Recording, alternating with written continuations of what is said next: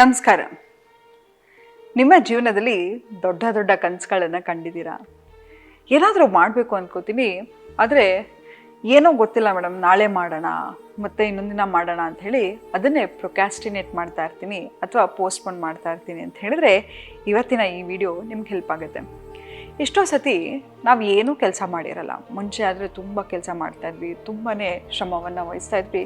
ಆದರೆ ಇವತ್ತು ಈ ಸತಿ ಏನೂ ಮಾಡದೆ ಕೂಡ ನಮಗೆ ತುಂಬ ಟಯರ್ಡ್ ಅನ್ಸೋದು, ತುಂಬ ಲತಾಜಿಕ್ ಫೀಲ್ ಆಗೋದು, ಏನು ಮಾಡಬೇಕಾದ್ರೂ ಒಂದು ಆಸಕ್ತಿ ಇಲ್ಲ ಅಂತ ಹೇಳಿದರೆ ಯಾತಕ್ಕೆ ಗೊತ್ತಾ? ಯಾಕೆ ಅಂತ ಹೇಳಿದ್ರೆ thanks to your overthinking. ಅತಿಯಾದ ಆಲೋಚನೆಯನ್ನು ಮಾಡ್ತಾ ಹೋದರೆ ನಮ್ಮ ಮನಸ್ಸು, ನಮ್ಮ ಮೆದುಳು ಎರಡೂ ಕೂಡ ತುಂಬಾ ಟಯರ್ಡ್ ಆಗುತ್ತೆ. ಎಕ್ಸಾಂಪಲ್, ಒಂದು ಉದಾಹರಣೆಯನ್ನು ಕೊಡ್ತೀನಿ. Okay, close you eyes. ನಿಮ್ಮ ಎರಡು ಕಣ್ಣುಗಳನ್ನು ನಿಧಾನವಾಗಿ ಮುಚ್ಚಿ, ಜೋರಾಗಿ ಯಾವುದೋ ಒಂದು ಖಾಲಿ ಮೈದಾನ ಇದೆ, ಅಲ್ಲಿ ತುಂಬ ಅತಿ ವೇಗದಲ್ಲಿ ಓಡ್ತಾ ಇದ್ದೀರಾ.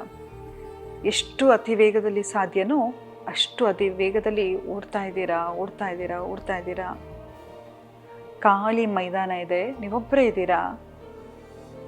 ತುಂಬ ಎಷ್ಟು ಬೇಗ ಸಾಧ್ಯನೋ ಅಷ್ಟು ಜೋರಾಗಿ ಓಡಿ ಹಾಗೆ ಓಡ್ತಾ ಇರಿ. ಓಡಿ. Slowly open you eyes. ಸುಮ್ಮನೆ ನಿಮ್ಮ ಹಾರ್ಟ್ ಬೀಟನ್ನು ಟಚ್ ಮಾಡಿ ನೋಡ್ಕೊಳ್ಳಿ. Don't you feel the difference? ಅಲ್ವಾ? ನೀವು ಓಡಿದ್ರಾದರೆ ಇಲ್ಲ, ಬರೀ ಓಡ್ತಾ ಇದ್ದೀನಿ ಅಂತ ಆಲೋಚನೆ ಮಾಡಿದ್ರೇ ಕೂಡ ನಿಮ್ಮ ಹಾರ್ಟ್ ಬೀಟ್ ಜಾಸ್ತಿ ಆಗ್ತಾ ಹೋಗುತ್ತೆ. ಅದು ಕಣ್ರಿ ನಿಮ್ಮ ಬ್ರೈನಿಗಿರ್ತಕ್ಕಂಥ ಪವರ್. ಬೇಕಾದರೆ ಕಣ್ಣು ಮುಚ್ಕೊಂಡು ನಿಂಬೆ ಹುಳಿ ಹೇಗಿರುತ್ತೆ ನೆನೆಸ್ಕೊಳ್ಳಿ. ನಿಮ್ಮ ಇಡೀ ನಾಲ್ಗೆಯಲ್ಲಿ ಇರ್ತಕ್ಕಂಥ ಟೇಸ್ಟ್ ಬಡ್ಸ್ ಎಲ್ಲ ಆ ನಿಂಬೆ ಹುಳಿ ಹೇಗೆ ಟೇಸ್ಟ್ ಆಗುತ್ತೋ ಆ ಥರ ಫೀಲ್ ಆಗ್ತಾ ಹೋಗುತ್ತೆ ಅಲ್ವಾ? ಮನೇಲಿ ಅಮ್ಮ ಮಾಡಿರೋ ಅಡುಗೆ ನೆನೆಸ್ಕೊಂಡ್ರು ಕೂಡ ಈಗಲೂ ಕೂಡ ಬಾಯಲ್ಲಿ ನೀರು ಬರುತ್ತೆ ಅಲ್ವಾ? ಸೊ ನಿಮ್ಮ ಬ್ರೈನಿಗೆ ಅಷ್ಟು ಪವರ್ ಇದೆ. ಅದನ್ನು ಒಳ್ಳೆದಕ್ಕೆ ಉಪಯೋಗಿಸ್ದೆ ಸುಮ್ಮನೆ ಎಲ್ಲದಕ್ಕೂ ಆಲೋಚನೆ ಮಾಡಿಕೊಂಡು ಹಂಗಾಗ್ಬಿಡುತ್ತೆ, ಹಿಂಗಾಗ್ಬಿಡುತ್ತೆ, ಏನೋ ನೀವಿಲ್ಲ ಅಂತ ಹೇಳಿದ್ರೆ ಇಡೀ ಪ್ರಪಂಚನೇ ನಡೆಯಲ್ಲ ಅಂದ್ಕೊಂಡು ಅತಿಯಾಗಿ ಆಲೋಚನೆ ಮಾಡ್ತಾ ಇರ್ತೀರಾ. ಏನಾಗುತ್ತೆ?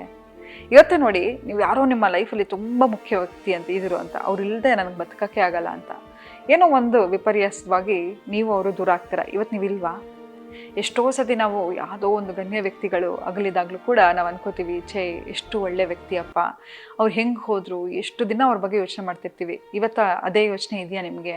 ಇಲ್ಲ ಅಲ್ವಾ? ಎಲ್ಲರೂ ಕೂಡ ತಿಳ್ಕೊಳ್ಳಿ, ಟೈಮ್ ಹೀಲ್ ಅಂತಾರೆ, ಸುಳ್ಳು. ಟೈಮ್ ಹೀಲ್ ಆಗಲ್ಲ, ಆದರೆ ಆ ನೋವು, ಆ ದುಃಖ ಜೊತೆ ಬದುಕೋದನ್ನು ನಾವು ಕಲ್ತ್ಬಿಡ್ತೀವಿ ಕಣ್ರಿ. ಹಾಗಿದ್ಮೇಲೆ ಈ ಬ್ರೈನ್ ಇರೋದು ಒಳ್ಳೆಯ ವಿಷಯವನ್ನು ಯೋಚನೆ ಮಾಡಲಿಕ್ಕೆ. ಹಾಗಂತ ಸದಾ ಸಕಾರಾತ್ಮಕವಾಗಿ ಯೋಚನೆ ಮಾಡಿ ಅಂತ ಹೇಳಲ್ಲ. ಈ ಮೆದುಳಿಗೆ ಏನಾಗುತ್ತೆ ಅಂತ ಹೇಳಿದ್ರೆ ತುಂಬ ಆಲೋಚನೆಗಳನ್ನು ಮಾಡ್ತಾ ಇರ್ತೀರ.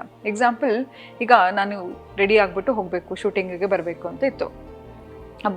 ಶೂಟಿಂಗ, ಬೆಳಗ್ಗೆ ಎದ್ದೇಳಬೇಕು, ಹಲ್ಲುಜ್ಜಬೇಕು, ಸ್ನಾನ ಮಾಡಬೇಕು, ಈ ಸೀರೆಗೆ ಇಷ್ಟು ನೆರಿಗೆ ಹಾಕಬೇಕು, ಹಿಂಗೆ ಉಟ್ಕೋಬೇಕು, ಹೀಗೆ ಮೇಕಪ್ ಮಾಡಬೇಕು ಅಂತ ಎಲ್ಲವನ್ನೂ ಯೋಚನೆ ಮಾಡಿದ್ರೆ ಅಯ್ಯೋ ಹೋಗಪ್ಪ, ಯಾರು ಶೂಟಿಂಗ್ ಮಾಡ್ತಾರೆ, ಅದು ಕ್ಯಾನ್ಸಲ್ ಮಾಡಿಬಿಡೋಣ ಅಂತ ಅನಿಸುತ್ತೆ ಅಲ್ವಾ? ಸೊ ಪ್ರತಿ ಸತಿ ನಿಮ್ಮ ಜೀವನದಲ್ಲಿ ಯಾಕೆ ಅಷ್ಟೊಂದು ಆಲೋಚನೆ ಮಾಡ್ತೀರಾ? ನಾಳೆ ಅನ್ನೋದನ್ನ ನೀವು ನೋಡಿದ್ದೀರಾ? ಅಥವಾ ಯಾರೇ ಇಷ್ಟೊಂದೆಲ್ಲ ನಾಳೆ ಬಗ್ಗೆ ಹೇಳೋರು ಯಾರಾದರೂ ಖಚಿತವಾಗಿ ಬರ್ಕೊಳ್ಳಿಕ್ಕೆ ಸಾಧ್ಯನಾ ನಾಳೆ ಹೀಗೆ ಆಗುತ್ತೆ ಅಂತ? ಅಥವಾ ನಾನು ನಿಮಗೆ ಪ್ರಾಮಿಸ್ ಮಾಡೋಕ್ಕಾಗುತ್ತಾ? ನೀವು ನಂಗೆ ಪ್ರಾಮಿಸ್ ಮಾಡೋಕ್ಕೆ ಸಾಧ್ಯನಾ? ನಾಳೆ ಅನ್ನೋದನ್ನು ನೀವು ನೋಡಿಲ್ಲ, ನಾವು ನೋಡಿಲ್ಲ ಕಣ್ರಿ. ಸುನಾಮಿ ಬರೋದು ಯಾರಿಗಾರು ಗೊತ್ತಿತ್ತಾ? ಕೋವಿಡ್ ಬರೋದು ಯಾರಿಗಾರು ಗೊತ್ತಿತ್ತಾ? ಎಷ್ಟೊಂದು ಆಗ್ತಾ ಇದೆ ಅಲ್ವಾ? ಮತ್ತು ಯಾಕೆ ಇವತ್ತಿರೋದು ಇಕ್ಕಂಥ ಈ ಪ್ರೆಸೆಂಟ್ ಮೂಮೆಂಟ್ ಏನಿದೆಯೋ ಅದು ನಿಮ್ಮದು ಕಣ್ರಿ. ನಾಳೆ ಅನ್ನೋದು ತುಂಬಾ ಮೋಸ. ಯಾಕಂತ ಹೇಳಿದ್ರೆ ಅದನ್ನು ನೋಡಿದವರೇ ಯಾರೂ ಇಲ್ಲ. ನಾಳೆ ಬಗ್ಗೆ ಯೋಚನೆ ಮಾಡಿ ಯಾಕೆ ನಿಮ್ಮ ಜೀವನವನ್ನು ಹಾಳು ಮಾಡ್ಕೋತೀರಾ? ಚಿಂತೆಗೂ ಸನ್ನೆ ಮಾತ್ರ ವ್ಯತ್ಯಾಸ. ಹಾಗಿದ್ಮೇಲೆ ಚಿಂತೆ ಮಾಡಿ ಯಾಕೆ ನಾವು ಇಷ್ಟೊಂದು ಮನಸ್ಸಿಗೆ ಮಾನಸಿಕವಾಗಿ ಕಾಯಿಲೆಗೆ ತುತ್ತಾಗ್ತಾ ಇದ್ದೀವಿ? ನೋಡಿ, ಲೈಫ್ ಅನ್ನೋದು ಸಿಂಪಲ್. ಯಾವಾಗ ತೀರಾ ಆಲೋಚನೆ ಮಾಡ್ತಾ ಹೋಗ್ತಿರಲ್ವ, ನನ್ನ ಲೈಫ್ ಹಿಂಗೆ, ನನ್ನ ಫ್ರೆಂಡ್ಸ್ಗೆಲ್ಲ ಕೆಲಸ ಸಿಕ್ತು, ನನಗೆ ಮದುವೆ ಆಗಿಲ್ಲ, ನನ್ನ ಮನೆ ಕಟ್ಟಿಲ್ಲ, ನನಗಿದಿಲ್ಲ ಅದಿಲ್ಲ ಅಂತ ಸಿಂಪಲ್ಲಾಗಿ ಕೂತ್ಕೊಂಡು ನಿಮ್ಮ ಲೈಫಲ್ಲಿ ಏನೇನಿದೆ ಅದು ಎಲ್ಲವನ್ನು ನೋಡಿ. ಸುಮ್ಮನೆ ಒಂದ್ಸತಿ ಕೆಲವು ಸತಿ ಆಫೀಸಿಂದ ಮನೆಗೆ ಹೋಗ್ತೀರಾ, ಆಗ ರೋಡಲ್ಲಿರೋರು ಒಬ್ಬ ಸೈಕಲ್ ಓಡಿಸ್ಕೊಂಡು ಹೋಗ್ತಾ ಇರ್ತಾರೆ, ಒಬ್ಬ ಪಾಪ ವಯಸ್ಸಾಗಿದ್ರು ಕೂಡ ಕೂಲಿ ಕೆಲಸ ಮಾಡ್ತಾ ಇರ್ತಾರೆ. ಏನೋ ಅವ್ರ ಜೀವನ ನಡೆಸಬೇಕು ಅಂತ ಪ್ರತಿಯೊಬ್ಬರು ಒಂದು ಯುದ್ಧವನ್ನು ನಡೆಸ್ತಾ ಇರ್ತಾರೆ ಕಣ್ರಿ. ಅದನ್ನೆಲ್ಲ ಕಂಪೇರ್ ಮಾಡಿದ್ರೆ ನಿಮ್ಮ ಲೈಫಲ್ಲಿ ಏನಿದೆ ಕಂಪ್ಲೇಂಟ್ ಮಾಡೋಕ್ಕೆ ಹೇಳಿ? 3 ಹೊತ್ತು ಊಟ ಸಿಗ್ತಿದೆ, ಮನೆಯವರಿದ್ದಾರೆ, ಎಲ್ಲರೂ ಚೆನ್ನಾಗಿದ್ದಾರೆ, ಇರೋಕ್ಕೆ ಮನೆ ಇದೆ, ಓಡಾಡೋಕ್ಕೆ ಚೆನ್ನಾಗಿ ಫಂಕ್ಷನಿಂಗ್ ಲೆಗ್ ಇದೆ ಅಲ್ವಾ? ಎಷ್ಟೋ ಜನ ನೋಡಿ ಬೆಳಗ್ಗೆ ಎದ್ದ ತಕ್ಷಣ ಹಾಸ್ಪಿಟಲ್ ಇರಬೇಕಾಗತ್ತೆ. ಅವರು ಯಾವ ಹಾಸ್ಪಿಟ್ಲಲ್ಲಿ ICU ಇರ್ತಾರೋ ಯಾವಾಗ ಹುಷಾರಾಗ್ತಾರಪ್ಪ ಅಂತ ಯೋಚನೆ ಮಾಡ್ತಿರ್ತಾರೆ. ಕೆಲವ್ರು ಯಾವುದೋ ಒಂದು ಆಕ್ಸಿಡೆಂಟನ್ನು ಮೀಟ್ ಮಾಡಿರ್ತಾರೆ, ಅದು ಯಾವುದೂ ನಿಮ್ಗೆ ಆಗಿಲ್ಲ ಅಲ್ವಾ? ಮತ್ತು ಯಾಕೆ ಇಷ್ಟೊಂದು ನಿಮ್ಮ ಲೈಫ್ ಬಗ್ಗೆ ಕಂಪ್ಲೇಂಟ್ ಮಾಡ್ತೀರಾ? ಇಷ್ಟೊಂದು ಯಾಕೆ ಆಲೋಚನೆ ಮಾಡ್ತೀರಾ? This life is for blessing ಕಣ್ರಿ. ಖಂಡಿತವಾಗ್ಲೂ ಹೇಳ್ತೀನಿ, there is nothing called heaven hell ಅನ್ನೋದು ಇಲ್ಲಿದೆಯಲ್ವಾ. ಇದನ್ನು ಸರಿಯಾಗಿ ಇಟ್ಕೊಂಡ್ರೆ ಇವತ್ತಿಂದ ನೀವು ನಿಮ್ಮ ಲೈಫನ್ನು ಸ್ವರ್ಗವಾಗಿ ನೋಡ್ಕೋಬೋದು. ಖುಷಿಯಾಗಿರ್ರಿ. ಚಿಕ್ಕ ಚಿಕ್ಕ ವಿಷಯಕ್ಕೂ ಖುಷಿಯನ್ನು ಹುಡುಕ್ತಾ ಹೋಗಿ. ಯಾವುದಕ್ಕೂ ಯಾವ ವಿಷಯಕ್ಕೂ ಕಂಪ್ಲೇಂಟ್ ಮಾಡೋಕ್ಕೆ ಹೋಗಬೇಡಿ. ಇವತ್ತಿದೆಯಾ ಅದು ನಿಮ್ಮದು, ನಾಳೆ ಬಗ್ಗೆ ಯಾರೂ ಪ್ರಾಮಿಸ್ ಮಾಡೋಕ್ಕೆ ಸಾಧ್ಯ ಇಲ್ಲ. ಹಾಗಾಗಿ ಅತಿಯಾದ ಆಲೋಚನೆಯಿಂದ ಏನಾಗುತ್ತೆ ಅಂತ ಹೇಳಿದ್ರೆ ನಮಗೆ ಮೋಟಿವೇಶನ್ ಹೋಗ್ಬಿಡುತ್ತೆ. ಇವತ್ತಿಂದ ಒಂದು ಡೈರಿಯನ್ನು ಮೇಂಟೈನ್ ಮಾಡಿ. ಯಾಕಪ್ಪ ಆ ಡೈರಿನ 2 ಥರ ವಿಂಗಡಿಸ್ಕೊಳ್ಳಿ.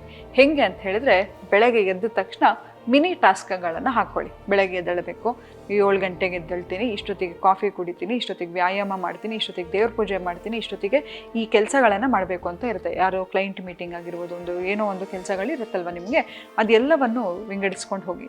ನಂತರ ಏನಾದರೂ ಒಂದು ಹೊಸ ಸ್ಕಿಲ್ಲನ್ನು ಕಲಿತಾ ಹೋಗಿ. ಯಾಕಂತ ಹೇಳಿದ್ರೆ ನೋಡಿ, ಯಾವಾಗಲೂ ಮಾಡಿದ್ದೇ ಮಾಡ್ತಾ ಇದ್ರೆ ಜನಕ್ಕೂ ಬೋರ್ ಆಗಿಬಿಡುತ್ತೆ ಅಲ್ವಾ? ನಿಮ್ಮಲ್ಲಿ ಏನಾದರೂ ಒಂದು ಸ್ಪೆಷಲಿಟಿ ಇರೋದು, ಒಂದು ಹಾಬಿ ಕಲಿಯೋದು, ಒಂದು ಹಾಡು ಕಲಿಯೋದು, ಡ್ಯಾನ್ಸ್ ಕಲಿಯೋದು, ಏನು ನಿಮ್ಗೆ ಇಷ್ಟನೋ ಒಂದು ಹೊಸ ಹವ್ಯಾಸವನ್ನು, ಹೊಸತನವನ್ನು ಏನಾದರೂ ಕಲಿತಾ ಹೋಗಿ. ಯಾಕಂತ ಹೇಳಿದ್ರೆ ನಿಮ್ಮ ಬ್ರೈನಿಗೆ ಹೊಸತನವನ್ನು ಇಷ್ಟ ಆಗ್ತಾ ಹೋಗುತ್ತೆ. ನಿಮ್ಗೆಲ್ರಿಗೂ ಒಂದು ಯಾವುದೋ ಒಂದು ಚಿತ್ರಾನ್ನ ಇಷ್ಟ ಅಂತ ತಿಳ್ಕೊಳ್ಳೋಣ. 3 ಹೊತ್ತು ಒಂದೇ ದಿನದಲ್ಲಿ 3 ಹೊತ್ತು ಚಿತ್ರಾನ್ನ ಮಾಡಿ ಹಾಕ್ತೀನಿ, ಅಮ್ಮ ಮಾಡಿ ಹಾಕಿರೋ ತಿಂತೀರಾ? ಬೈತೀರ ತಾನೆ. ಮತ್ತು ಅದೇ ಕೆಲಸವನ್ನು ಮಾಡ್ತಾ ಹೋದರೆ ನಿಮ್ಮ ಬ್ರೈನಿಗೆ ಏನಾದರೂ ಉತ್ಸಾಹ ಇರುತ್ತಾ? ಬೆಳಗ್ಗೆ ಎದೋಳು ಅದೇ ಕೆಲಸ, ಅದೇ ಬಾಸು, ಅದೇ ಹೆಂಡತಿ, ಅದೇ ಗಂಡ ಅಂದ್ಕೊಂಡು ನಿಮ್ಮ ಲೈಫಲ್ಲಿ ಬೋರ್ ಆಗ್ತಾ ಹೋಗ್ಬಿಡುತ್ತೆ. ಸೊ ಯಾರೋ ಬಂದು ಎಂಟರ್ಟೈನ್ ಮಾಡೋಕ್ಕೆ ಸಾಧ್ಯ ಇಲ್ಲ. ಏನಾದರೂ ಒಂದು ಹೊಸತನವನ್ನು ಕಲೀರಿ, ಒಂದು ಹೊಸ ಆಟ ಆಡೋದು, ಫ್ರೆಂಡ್ಸ್ನ ಕರಿ, ಮಗ ಬಾರೋ ಇನ್ಮೇಲೆ ಎವ್ರಿ ಸ್ಯಾಟರ್ಡೆ ಕ್ರಿಕೆಟ್ ಆಡೋಣ, ಇಲ್ಲ ಇನ್ನೊಂದೇನೋ ಒಂದು ಹವ್ಯಾಸ ಇದ್ದರೆ ನಿಮಗೆ ಅಂತ ಆ ಟೈಮನ್ನು ಇಟ್ಕೊಳ್ಳೋಕ್ಕೆ ಶುರು ಮಾಡಿ. ಯಾಕಂತ ಹೇಳಿದ್ರೆ ಮೋಸ್ಟ್ ಇಂಪಾರ್ಟೆಂಟ್ ಇನ್ವೆಸ್ಟ್ಮೆಂಟ್ ಯಾರು ಗೊತ್ತಾ ನಿಮ್ಮ ಲೈಫಲ್ಲಿ?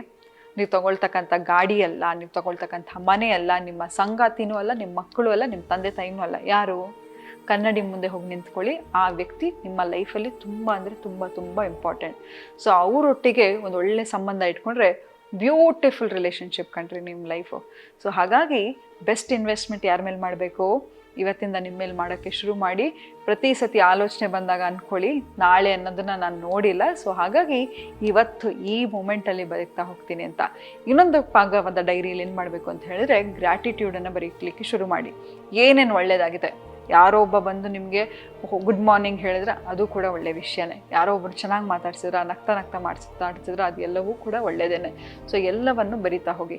ಹೀಗೆ ಮಾಡೋದ್ರಿಂದ ನಿಮ್ಮ ಬ್ರೈನು ಒಳ್ಳೆ ವಿಷಯವನ್ನೇ ಫೋಕಸ್ ಮಾಡಲಿಕ್ಕೆ ಶುರು ಮಾಡುತ್ತೆ. ನಿಮ್ಮ ಬ್ರೈನ್ ಹೇಗಪ್ಪ ಅಂತ ಹೇಳಿದ್ರೆ ಒಂದು ಸಣ್ಣ ಮಗು ಥರ. ಅದಕ್ಕೆ ಒಳ್ಳೆ ಅಭ್ಯಾಸ ಹೇಳ್ಕೊಟ್ರೆ ಒಳ್ಳೆಯದನ್ನೇ ಮಾಡ್ತಾ ಹೋಗುತ್ತೆ, ಕೆಟ್ಟ ಅಭ್ಯಾಸ ಹೇಳ್ಕೊಟ್ರೆ ಕೆಟ್ಟದನ್ನೇ ಮಾಡ್ತಾ ಹೋಗುತ್ತೆ. ಸೊ ಚಾಯ್ಸ್ ಯಾರ್ದು? ನಿಮ್ಮದು ಅಲ್ವಾ?